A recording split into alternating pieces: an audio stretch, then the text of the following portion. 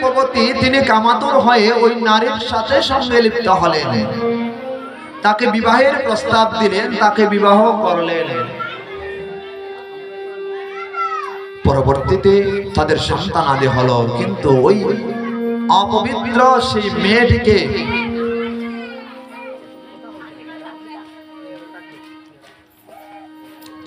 সেই মেয়েটিকে বিবাহ করার পরে তার গৃহের মধ্যে শুধু অঘটন আর অঘটন। তার 9-10টি সন্তান হয়ে গিয়েছে, গৃহের মধ্যে ভগবানের বিন্দু মাত্র নাম নেই।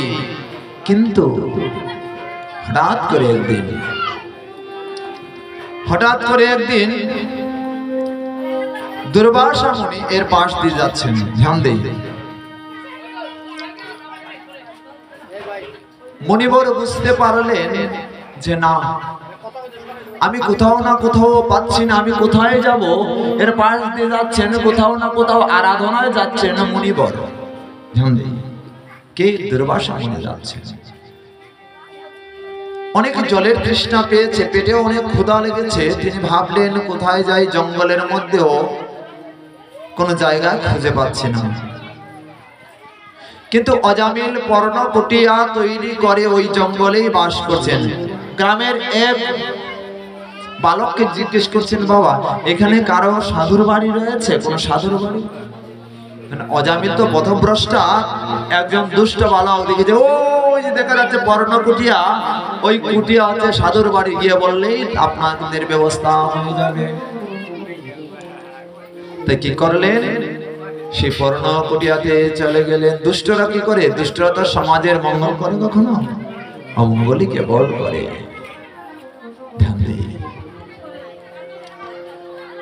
সেই মুনিবর দৌড়ে গেলেন, লোকবল ইত্যাদি নিয়ে গিয়ে অজামিলের ঘরে গিয়ে বলতেন, কোথায় সাধুজি বাড়িতে আছে নাকি? ঘর থেকে বেরিয়েছে তার সহধর্মিনী। কে? কে? মুনিগণ এসেছেন। আহা হা, কত বড় সৌভাগ্য! আমি শুনেছি সাধু সেবা করলে নাকি জগতে ভগবানকে লাভ করা হয়ে যায়। আজকে পরম সৌভাগ্য, কিন্তু ওনার সংসারে এসে তো আমার সেই সেবা হলো না। কি করলেন এবার? তিনি ওই মাকে বললেন, হে মা, হে মাতৃদেবী, তুমি কৃপা করে আমায় জলদান করো। আর সন্ধিক্ষণে এসেছি, সন্ধ্যাবেলা যেহেতু এসেছি, তোমার এখানে থাকার একটু ব্যবস্থা করে দাও। রাতে প্রসাদ পেয়ে ঘুম থেকে উঠেই আমরা চলে যাব, একটু বিশ্রাম নিই, ঘুম থেকে উঠে আমরা চলে যাব, কৃপা করে আমাদের একটু জায়গা করে দাও। রেখে দিলেন। সাধুগণ বলেছেন তো, সাধুগণ কিন্তু যাহা বলে তাই হয়, খুব ধ্যান দিই। কোন সাধু যদি আপনার প্রতি অসন্তুষ্ট হন, বুঝতে হবে এই সাধুর কৃপা কখনোই আপনি পাচ্ছেন না, পাবেন না। বৈষ্ণবকে আপনি নিন্দা করছেন, অবহেলা করছেন, তার কথাকে অমান্য করছেন, তার মানে বুঝতে হবে আপনার দুর্দশা খুব সন্নিকটে আসছে।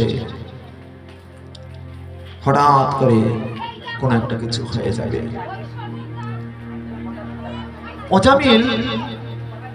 অজামিলের স্ত্রী তাদেরকে থাকতে দিল। ঠিক আছে, আপনারা যখন কৃপা করে এসেছেন, রাতের বেলা থাকলাম, তাদের জায়গা দিলেন। হঠাৎ করে অজামিল এসে বললেন, কোথায় কোথায়, বেরিয়ে এসো। অজামিলের স্ত্রীকে যখন ডাক দিলেন, স্ত্রী বেরিয়ে এসে অজামিলের চরণে পড়ল। হে পতিব্রতা, হে পতি দেবতা, কৃপা করে সারা জীবন আমি সংসার করেছি, আপনার সকল কথা শ্রবণ করেছি, কিন্তু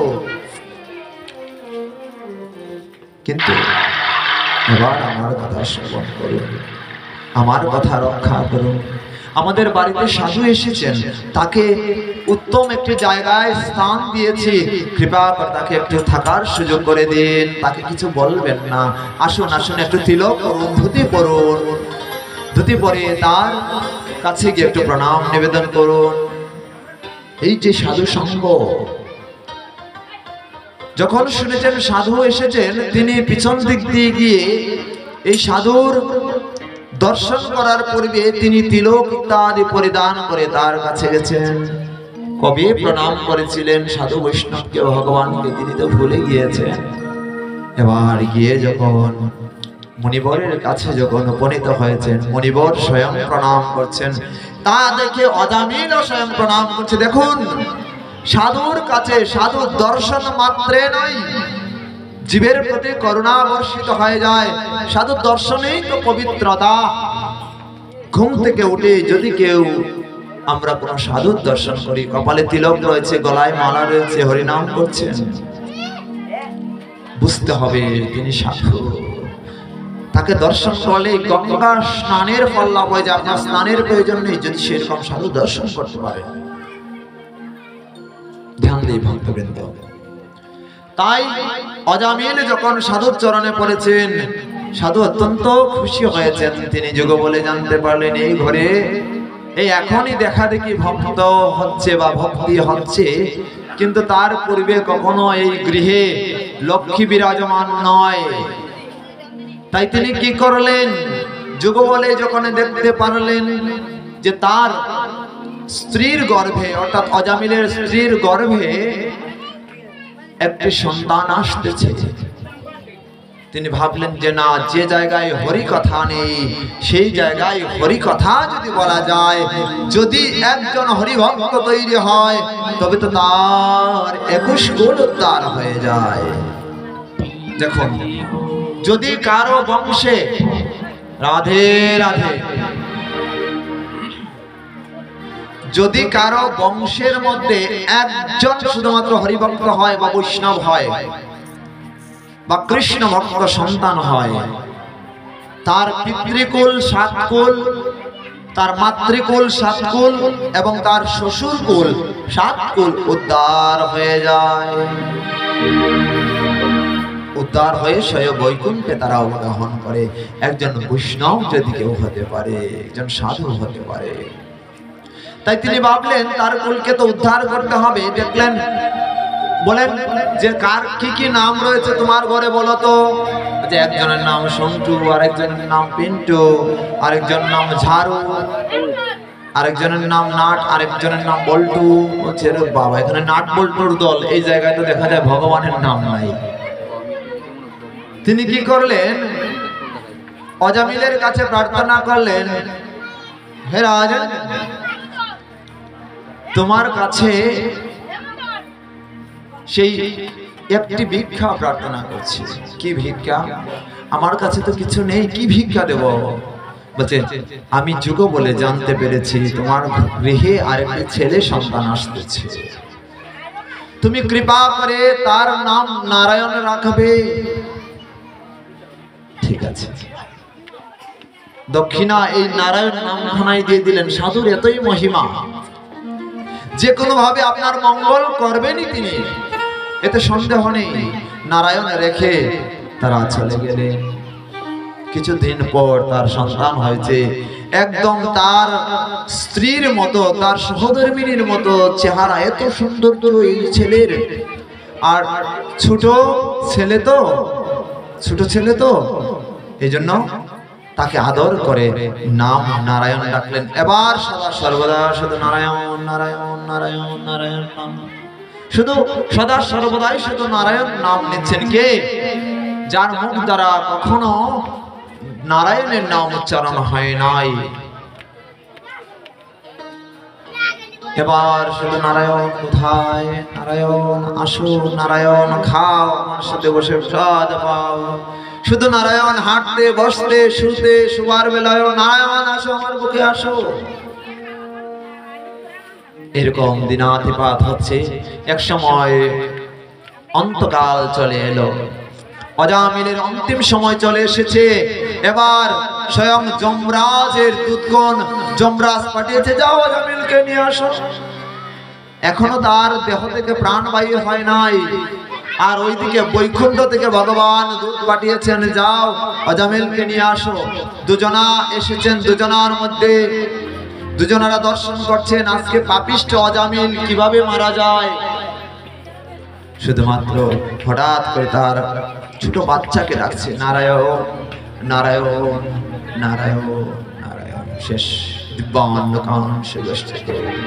মারা গেল, অজামিল চলে গেল। এবার সবাই বলা বলি করেছে, সেই যমরাজের সে দূতগণ আর ভগবানের দূতগণ দুজনার মধ্যে ঝগড়া লেগে গেল। যমরাজের দূতগণ বলছে না, জমালয়ে নিয়ে যাব, সারা জীবন পাপ কার্য করেছে। আর অজামিল এমন পাপী যে কখনো রাম নাম উচ্চারণ করেনি। হ্যাঁ, সারা জীবন পাপ কার্যে লিপ্ত ছিল, সংসারে ডুবে পড়ে আছে। তাই এটা জমালয়ে নিয়ে যাব তাকে, তার দেহকে জমালয়ে নিয়ে যাব। আর ওইদিকে বিষ্ণুর দূতগণ বলছে যে না না, নারায়ণ নাম নিয়েই তো উদ্ধার হয়ে গেছে। নামাভাসেই নাম একমাত্র যেভাবেই নেক না কেন, তার ছেলের নাম হোক আর স্বয়ং ভগবানের নাম নেক না কেন, যে কোনো ভাবে নাম নেক না কেন, অবশ্যই তার ভগবত নাম হয়ে গিয়েছে। আমরা তাকে বৈকুণ্ঠে নিয়ে যাব।